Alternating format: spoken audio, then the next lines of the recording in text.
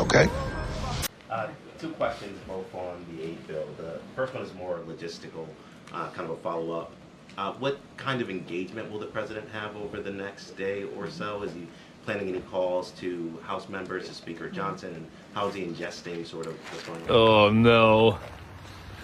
Here we go again. Here we go again. So a couple of things, as you know, earlier this week, the president had a call with the Big Four, and that was, you're talking about the national security supplemental.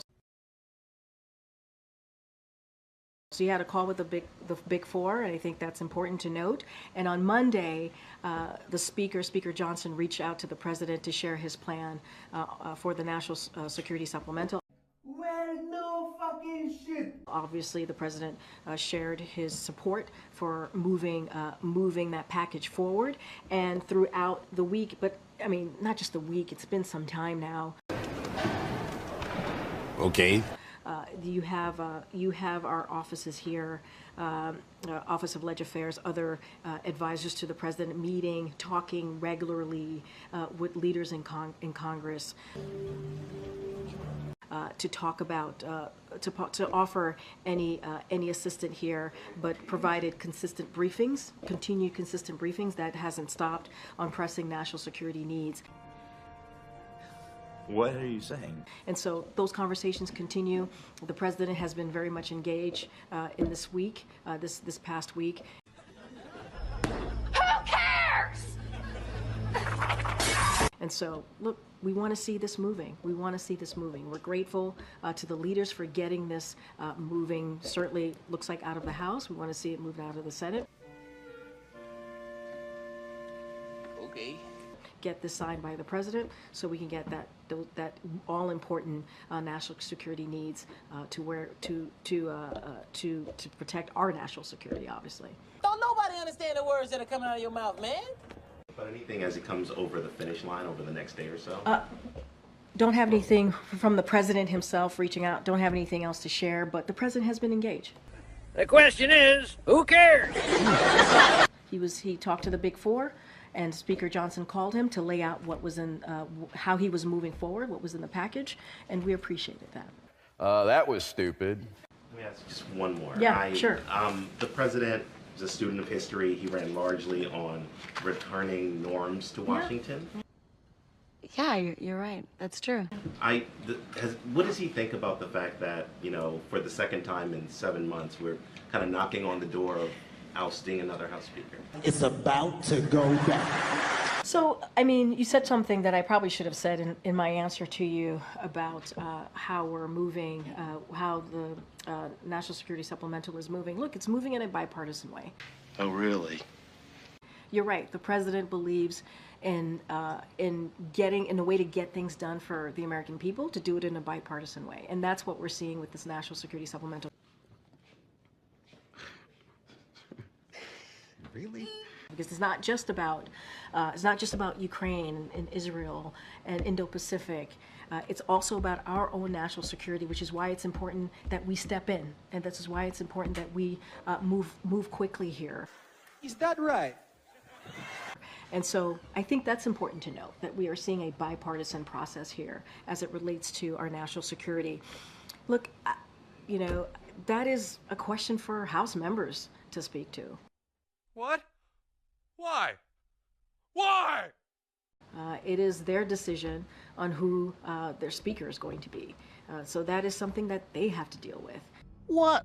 Oh, come on, man. What the president wants to see is to make sure that really important initiatives, really important issues are moving forward. And that's what we're seeing with the National Security Supplemental. Oh, okay. Good, I know I have to wrap. On the National Security Supplemental, there's language in it that has the language that would force the sale of TikTok that could eventually lead to a TikTok ban. Uh-huh. That's stalled in the Senate. Is the White House concerned about legal challenges that might come to that piece of the bill? Look at this. Somebody come look at this. Look, we have expressed strong support, obviously, for the package. And certainly we'll continue. The national security package certainly will continue to show our support, as I've been doing for the past few minutes here. What? Bro, what are you talking about, man? And it was this bill. Obviously, this national security package includes this bill, as you just mentioned. Which has improved thanks to the leadership of members of the House and the Senate.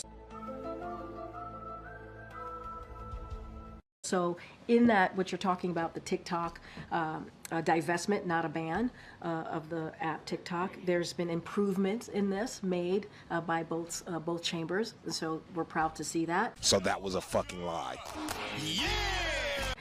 And just to be very clear, it is not a ban, it is a divestment. It would ensure that ownership of these apps wouldn't be in the hands of those who can exploit them and to do us harm. And so that's how we're seeing.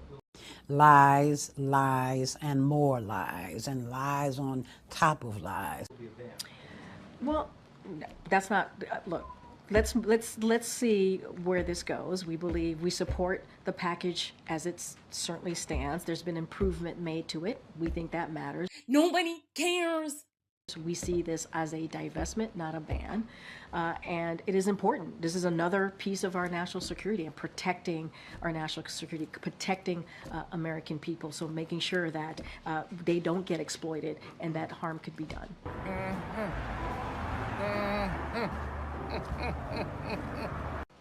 Thanks, Karine. Just going back to the Columbia protests really quickly, does the president see these arrests as a threat to freedom of speech or assembly? And here we go. I mean, look, I got to be super careful. I got to be really mindful. There is an investigation currently happening ongoing with Columbia University about the Civil Rights Act, that's under the Civil Rights Act. And so going to be super mindful. I laid out the importance of freedom of speech, but also the importance of making sure that students don't feel fearful. Okay. And making sure students are able to go to school feeling safe. And so I have to be really, really careful here because there is an investigation. And so I'm just going to leave it there.